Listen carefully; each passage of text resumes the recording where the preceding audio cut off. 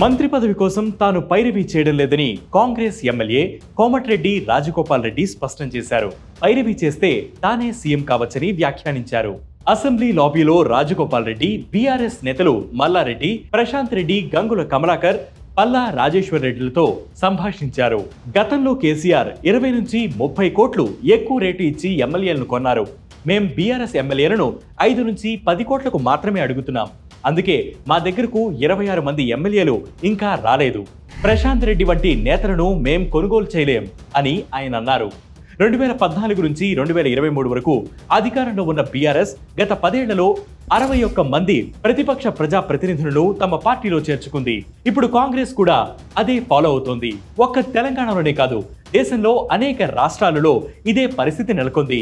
ఏ పార్టీలో పోటీ చేసినా గెలిచిన తర్వాత అధికార పార్టీలోకి దూకేయడమే. మరి ప్రజలు వేసే ఓటుకి విలువ లేనట్లేనా? ఈ పార్టీల మార్పుపై ఎలాంటి చట్టం లేదా? ఈరోజు ట్రెండింగ్ ఎక్స్ప్లెయినర్ లో తెలుసుకుందాం.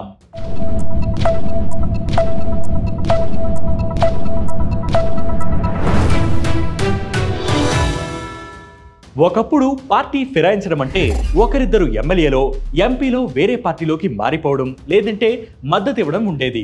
1960ల నాటికి ఈ ధోరణి బాగా పెరిగిపోయి వివిధ రాష్ట్రాలలో ప్రభుత్వాల అస్థిరతకు ముప్పుగా మారింది. 1967 ఆగస్టు 11న అప్పటి లోక్సభలో ఆంధ్రప్రదేశ్ కు చెందిన కాంగ్రెస్ ఎంపీ పెండేకంటి వెంకట సుబ్బయ్య ఫిరాయింపుల సమస్య అరికట్టాల్సిన అవసరం గురించి ఒక తీర్మానాన్ని ప్రవేశపెట్టారు. ఈ తీర్మానం పార్లమెంట్ లో ఉండగానే ఢిల్లీలో జరిగిన ప్రిసైడింగ్ ఆఫీసర్స్ కాన్ఫరెన్స్ లో కూడా ఇదే అంశంపై చర్చ జరిగింది. చివరకు ఇలాంటి వారిపై చర్యలు తీసుకునే బాధ్యతలను రాజకీయ పార్టీలకు, ప్రభుత్వాలకి కట్టబెడుతూ స్పీకర్ల సదస్సు తీర్మానించింది. 1967 డిసెంబర్ 8న వెంకట సుబ్బయ్య ప్రవేశపెట్టిన తీర్మానాన్ని ప్రభుత్వం ఆమోదించింది. ఫిరాయింపుల సమస్యను పరిష్కరించే క్రమంలో సిఫార్సులు చేయడానికి రాజకీయ ప్రతినిధులు, రాజ్యాంగ నిపుణులతో ఒక కమిటీని ఏర్పాటు చేయాలని ఈ తీర్మానంలో పేర్కొన్నారు. ఆ తర్వాత అప్పటి హోంమంత్రి వైబీ చవాన్ అధ్యక్షతన ప్రభుత్వం ఒక కమిటీని ఏర్పాటు చేసింది. ఇందులో వెంకట సుబ్బయ్య కూడా ఒక సభ్యుడు. ఈ కమిటీ 1969 ఫిబ్రవరి 18న లోక్సభకు తమ సిఫార్సును ఆమోదించింది. చవాన్ కమిటీ నివేదిక ప్రకారం 4వ సార్వత్రిక ఎన్నికల తర్వాత, అంటే 1967 మార్చి నుంచి 1968 ఫిబ్రవరి మధ్యలో అనేక రాష్ట్రాలలో శాసనసభ్యులు పెద్ద సంఖ్యలో పార్టీని ధిక్కరించారు.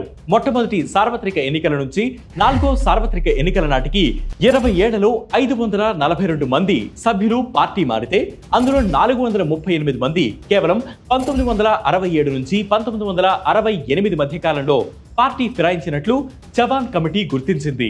అయితే పదవిపై ఆశతోనే ఎక్కువ మంది ఫిరాయింపులకు పాల్పడ్డారని కూడా ఈ కమిటీ పేర్కొంది.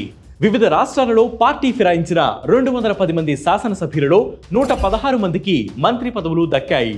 హర్యానా రాష్ట్రంలో కాంగ్రెస్ పార్టీకి చెందిన గయాలాల్ అనే ఎమ్మెల్యే వారం రోజుల వ్యవధిలో 4 పార్టీలు మారడం, అందులో ఒకే రోజు 3 పార్టీలు మారినట్లు తేలడం పార్టీ ఫిరాయింపుల తీవ్రతకు అర్థం పట్టింది.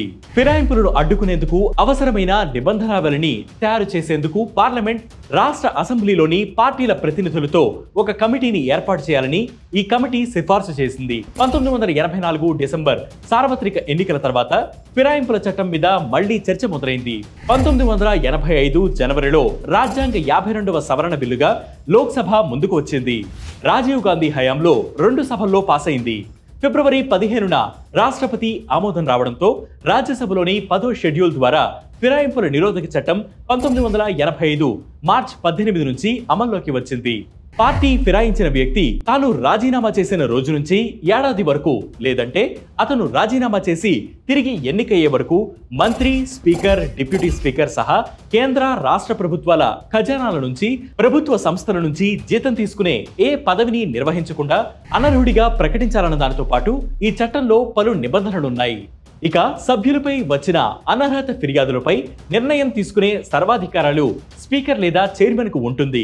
దాంతో ఈ చట్టాన్ని మరింత కఠినతరం చేస్తూ 2003లో ఎన్డీఏ ప్రభుత్వం ఒక సవరణ బిల్లును ప్రవేశపెట్టింది. దీని ప్రకారం 3/1 సభ్యుల బలంతో ఒక పార్టీ నుంచి మరొక పార్టీలోకి మారడానికి అవకాశం ఇచ్చే నిబంధనను తొలగించింది. అలాగే ఇంకొక పార్టీలో విలీనం కావడానికి కనీసం 3/2 సభ్యులు సుముఖంగా ఉండాలన్న నిబంధనను చేర్చింది. అయినప్పటికీ పార్టీ ఫిరాయించే వారి సంఖ్య పెరుగుతూ వస్తోంది. అందువల్ల ఒక సభ్యుడిగానో కొంతమందిగానో వెళితే వేటు వేయడం ఖాయం కాబట్టి పార్టీ మారాలనే ఆలోచన ఉన్న ప్రజా ప్రతినిధులంతా కలిసి 2/3 సరిపడే సభ్యులకు చేరాక మరో పార్టీలోకి మారడమో శాసనసభ పక్షంగా విలీనం కావడమో చేస్తున్నారు. ఇలా పార్టీ మారిన వారు నిరాటంకంగా తమ ఎమ్మెల్యే, ఎమ్మెల్సీ, ఎంపీ పదవుల్లో కొనసాగుతున్నారు. కొందరు మంత్రి పదవులు కూడా చేపడుతున్నారు. ఉదాహరణకు మహారాష్ట్రలో ఎన్సీపీని చీల్చిన అజిత్ పవార్ మరొక పార్టీలో చేరకపోయినా ఎన్డీఏ ప్రభుత్వంలోనే చేరి ఉప ముఖ్యమంత్రి అయ్యారు. మిగిలిన 8 మంది మంత్రులయ్యారు. ఫిరాయింపుల విషయంలో అన్ని పార్టీలది అవధులు లేని అవకాశవాదమే. దీన్ని నిరోధించడమే లక్ష్యంగా తీసుకువచ్చిన చట్టాలు కూడా నిరుపయోగంగా ఉంటున్నాయి. రాజకీయ పార్టీలు, సభాపతులు నైతిక నిబంధనలకు కట్టుబడి ఉండకపోవడమే దీనికి ప్రధాన కారణం. ఫిరాయించిన వారిని ప్రోత్సహించేలా పార్టీలు వ్యవహరించడం, అలాంటి వారిపై చర్యలు తీసుకునే అధికారం ఉన్న సభాపతులు నిర్ణయం తీసుకోవడంలో ఆలస్యం చేయడం ఫిరాయింపులను నిరోధించడానికి ప్రధాన అడ్డంకిగా మారింది. ఇలాంటి ట్రెండింగ్ ఎక్స్ప్లెయినర్స్ కోసం వెంటనే వేటు న్యూస్ యాప్ని ఫ్లిప్ చేయండి. దాంతోపాటు వేటు న్యూస్ యూట్యూబ్ ఛానల్ని సబ్స్క్రైబ్ చేయండి.